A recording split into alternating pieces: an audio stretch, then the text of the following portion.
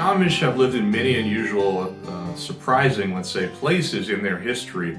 I want to share 5 of those with you today. So first surprising place Amish once lived, Mexico, and specifically a place called Paradise Valley. How did the Amish end up in Mexico? The 2 books that I've used to put this together, first one's called The Amish in America, Settlements That Failed, 1840 to 1960, by David Luthy, and then also Stephen Nolt's A History of the Amish. This was back in the 1920s, and there were a group of Amish in Ohio who were having troubles with the state school requirements. It was actually in Wayne County, Ohio. 5 Amishmen were arrested in 1922 because they violated regulations. They didn't allow their children to study certain subjects in the school, including history, geography, and hygiene. A week after their arrests, 9 of the children were taken into state custody. David Luthy described this. So they were placed in a home and dressed in town clothing, with boys' hair cut and the girls' hair was braided in pigtails. Over 2 weeks passed before the parents could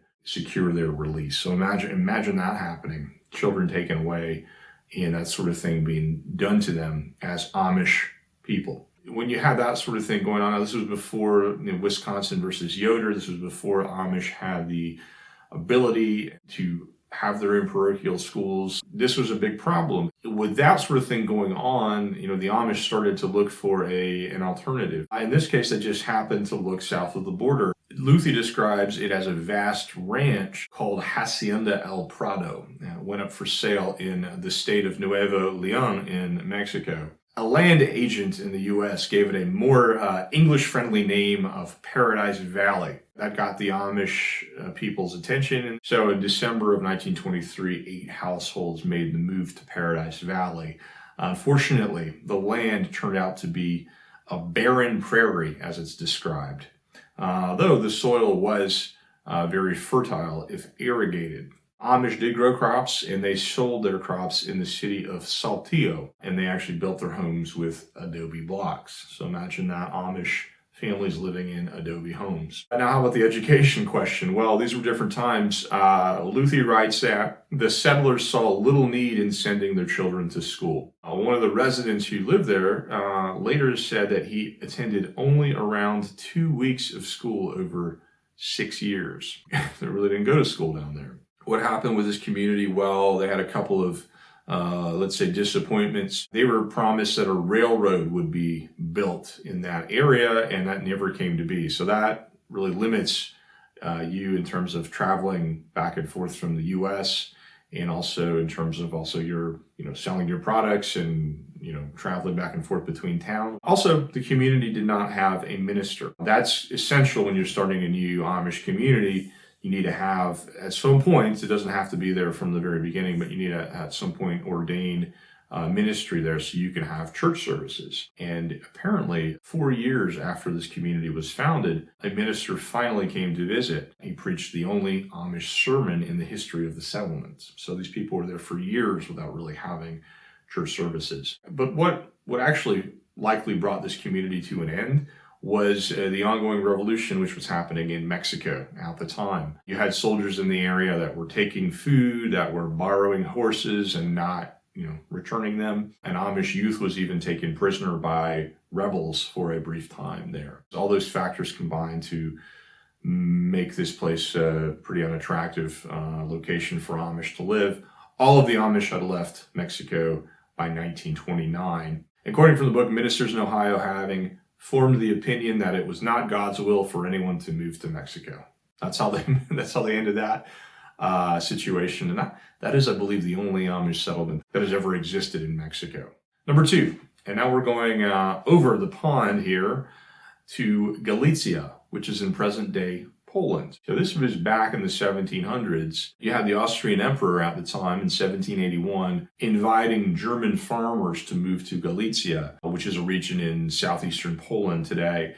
And around 20 Amish families were a part of around 3,000 German households who took the emperor up on his offer. And the Amish here came from Alsace, Montbéliard, and the Palatinate, and they were joined also by a number of Mennonites as well. Interestingly, a little over 10 years later, some of these Amish actually went further east, and they ended up joining a group of Hutterites.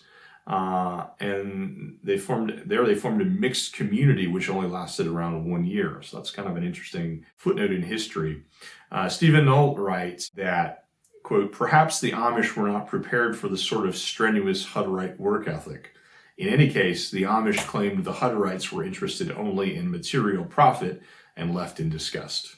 So they did have 2 young Amish women stay behind to marry Hutterite men. And just kind of bringing the story full circle, those Amish eventually ended up in Volhynia, which is today in northwestern Ukraine, where they were joined by nearly all of the Amish from Galicia. You also had some Amish settle in a different part of Poland in the area of a town called Włodawa, but was once part of Lithuania. Number 3, back to North America. Amish once lived in a place called Horsefly, all the way over in British Columbia. So on the far western side of Canada, apparently the abundance of timber is what drew lumberman Jonas Hostetler to move his family to British Columbia back in 1969. Possibly the beauty of the province and with its mountains and lakes also played a part in that decision. So the Hostetler family were part of a small group of settlers from Ohio and Indiana who migrated to Horsefly. The problem there is that they were far away, too far away. They were over 2,000 miles from their home communities. And that's actually a problem when you have Amish settlements. In some cases, they want to be far away from, wherever they're coming from, but not necessarily too far. You want to be able to go back for weddings, for funerals, for other special occasions. You want to be able to visit your family. So the community lasted but a few years. Only a handful of Amish ever lived at Horsefly. The final family, which was Jonas's son Martin and his wife Susan, left to go back to Ohio in 1972. So this settlement was only there for maybe 2 or 3 years. This couple wrote a book called Life on the Edge of the Wilderness about their experience. They wrote in the book that, quote, we missed the brotherhood. We wanted our son to be able to play among other Amish children. We wanted him to go to an Amish parochial school when he grew older. So those practicalities are what, in some cases, cause these settlements that are founded in remote places to fail. Some Amish people, just like some non-Amish people, have an adventurous spirit, and they want to live in a different place and experience a different part of the world, but it doesn't always work out. David Luthy later described Horsefly as a, quote, unrealistic location in his addendum to the book, Settlements That Failed. This was perhaps the most remote settlement that any Amish have ever founded on the North American continent. Number 4, now we go to South America, specifically to Paraguay, in a place called Fernheim Colony. This is located in northern Paraguay, and this community was founded in 1930. And interestingly, the community still exists today as a Mennonite settlement of several thousand people. But Amish also once lived there for about a decade in the 1960s and 1970s. Stephen Nolt writes that in 1967, 7 families from Orange County, Indiana, settled near the conservative Mennonites who were already living in the region. They basically bought land from Mennonites who were leaving the area and going to Canada. This is one of the most remote locations which Amish have ever lived. If you look on a map, Paraguay is pretty far away from Indiana. A bishop from Ontario named Noah J. Koblenz twice traveled by ship to assist in organizing the church and ordaining ministry. Like I said earlier, you need to have a set of ministry in order to sustain a settlement if you want it to survive. Other families joined them from Iowa. In a 1974 issue of the Amish publication Family Life, David Luthy again described this community as both the southernmost and the easternmost Amish settlement at the time. So, fun fact. So what happened with this community? Why didn't it work out? Stephen Nolt writes that despite having good success with farming, they never had a stable congregation formed there. And in 1978, nearly all the Amish returned to the U.S. It seems like that they probably didn't have people staying for very long if it wasn't a stable congregation. Maybe you had people that moved there for a year or two or three and then decided it wasn't for them and then returned. And that's also a challenge with these new settlements too, that you have people coming in and out and you never get a sense of stability in the community. So what happened is in 1978, nearly all of the Amish returned to the United States.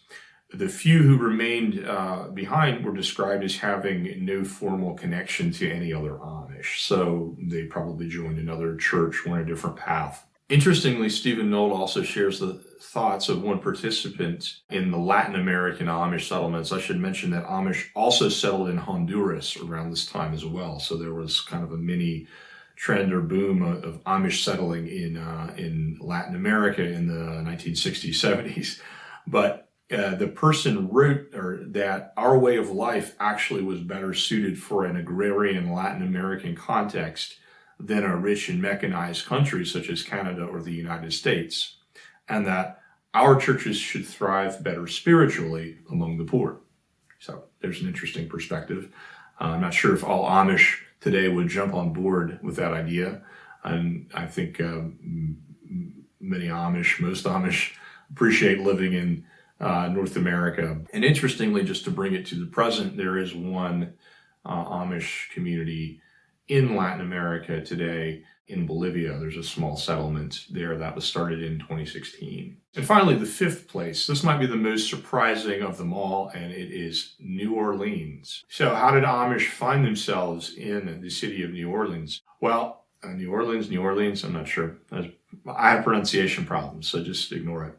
Though at that time, and this was the 1840s, of course, it wasn't the city it was today, but it was still a sizable city at that time. In fact, in 1840, it had a population of around 100,000 people. So it's a proper city back then. So how did Amish get there? Well, there was a large, what they'd call the second wave of immigration of Amish coming over from Europe. The first wave was in the 1700s. A lot of those Amish ended up in Pennsylvania. But in the mid-1800s, a lot of those Amish ended up in the Midwest, and they would come into the port of New Orleans and then go up the Mississippi River by steamboat, and they'd end up in Illinois or Iowa or Indiana.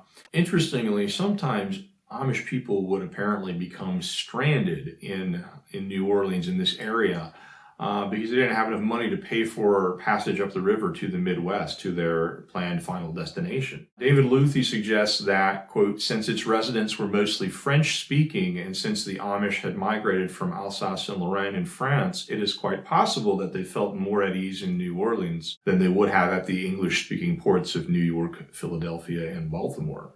Now, about a couple of Amish who had experience with New Orleans, an Amishman named Christian Oswald. Oswald's not a name you're going to see among the Amish today. That's the case with a lot of names from the past. They've exited the Amish for different reasons. But Amishman Christian Oswald is said to have lived here 7 or 8 years with his wife, doing baking and selling fancy cakes. Eventually, the Oswalds were able to raise enough money to continue on to central Illinois. Now, interestingly, the community that was there, of course, they're going to need to have church services as well. And an Amish bishop named Peter Nafziger, apparently, and this is the kind of amazing detail, apparently he walked from Ohio to New Orleans on 2 occasions to provide ministry to the community. Pretty amazing that is someone who is dedicated to their vocation.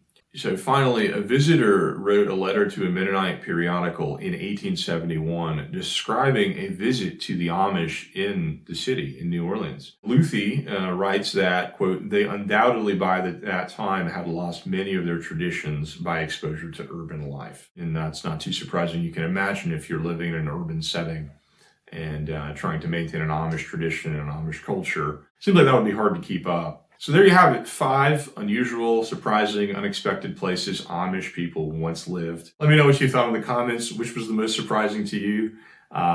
Maybe you know some other examples of unusual places Amish have lived. Would love to hear about it. Thanks for watching. Hit like, subscribe. You know what to do with those. And I'll see you in the comments.